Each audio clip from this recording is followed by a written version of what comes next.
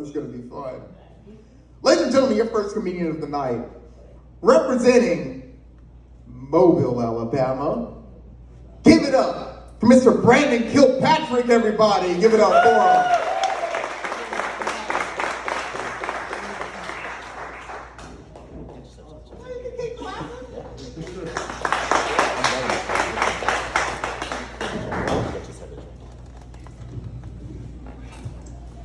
All right, how's everybody doing? Good. Ryan is correct. My name is Brandon Kilpatrick. First of all, I want to say thank you guys for coming out.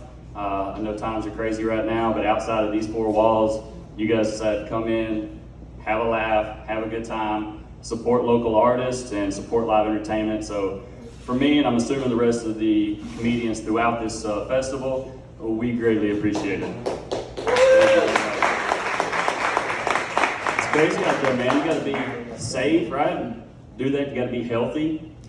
And so one of the things I do to be healthy, of course, I wear a Fitbit, track my steps throughout the day, try to beat my goals. But I'm not gonna lie to you guys.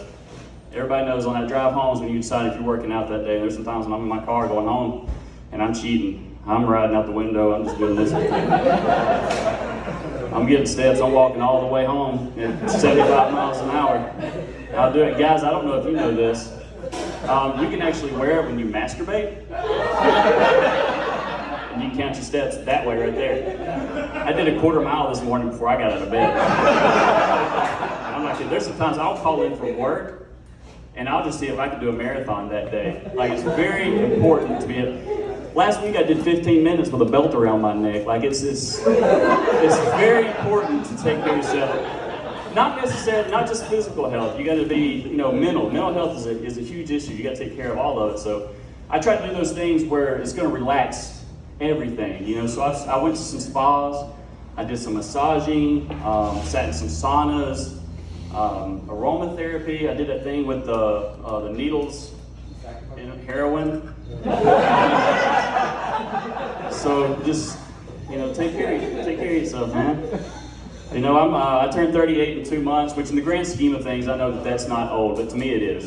Today is the oldest I've ever been. Tomorrow's gonna be the same way. Every day, you're facing your mortality, and so it kind of freaks me out. Like, I start getting anxiety about stuff that I never worried about when in my youth. Like, I worry about my erections right now. Like, I start getting anxiety, like, what if this is my last one? I don't know how many we get. How many boners does a guy get in his lifetime, and how close am I to it? And then this freaks me out. And I've been married for almost 15 years, and I asked my wife, I'm like, hey, how you feeling tonight? Are we gonna do this? And she's like, maybe. And I'm like, nope, that's not working for me.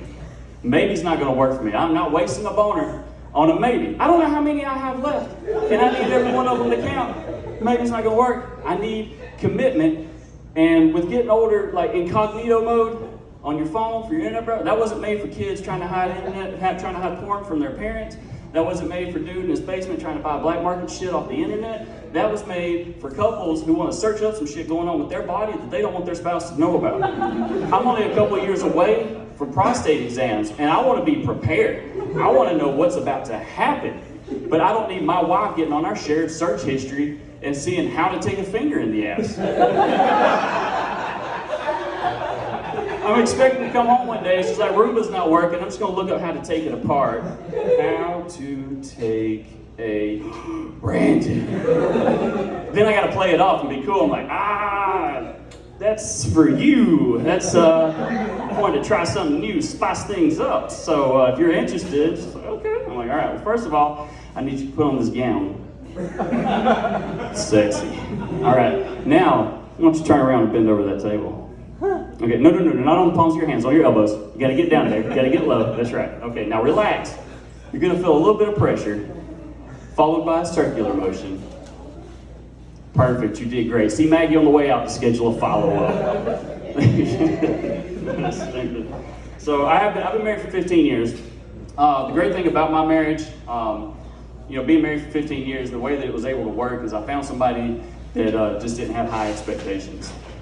So stuff like size doesn't matter to her, which works out great for me. The only thing that my wife cares about is that I have a job. That's the thing that turns her on. That's what gets her hot. I'll get up in the morning and start brushing my teeth, and she's sitting on the bathtub just biting her lip. I'm like tying my shoes. She's bent over spanking herself. That's the thing that gets her hot. That's the thing she likes. So when we do have sex, I use that to my advantage. Whenever I'm getting all hot and heavy. Oh, baby, I'm so employed. Oh, I can feel my pension rising. I'm gonna make you come 401k time. Oh, it's time to promote you to another position. Oh, baby, I'm punching in and out. Oh, I love the way you benefit on my face.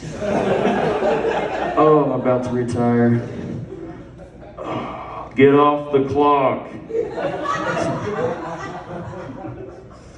Oh man, so we got 2 kids. I got a 13-year-old and an 8-year-old. When the 13-year-old was 7, I almost made him jizz in his pants. Now, before everybody starts, I know everybody checked out. Before you start checking the Epstein log files, let me tell you what happened. I was sitting on the couch, and I heard my son open his door to run into the living room. So I hid behind the couch, and he comes in, and he jumps in the living room. He's like, rah! And I jump out from behind the couch, and I'm like, rah! And it jumped, and he goes, Dad, you almost made me jizz in my pants. So I'm like, okay, 2 things happened. This kid doesn't know what jizz is. Or he really likes to be scared.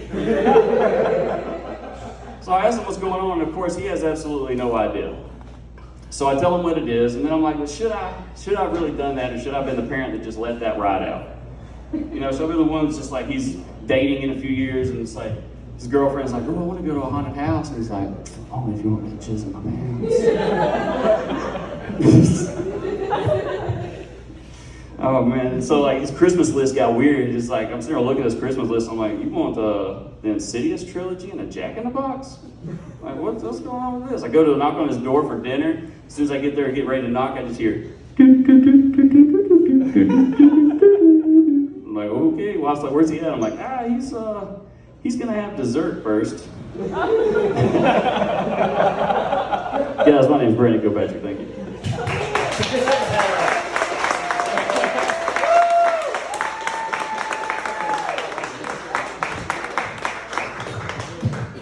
Kilpatrick, one more time for him. Nice. We all remember our first time coming. Doing it like you do. Ladies and gentlemen.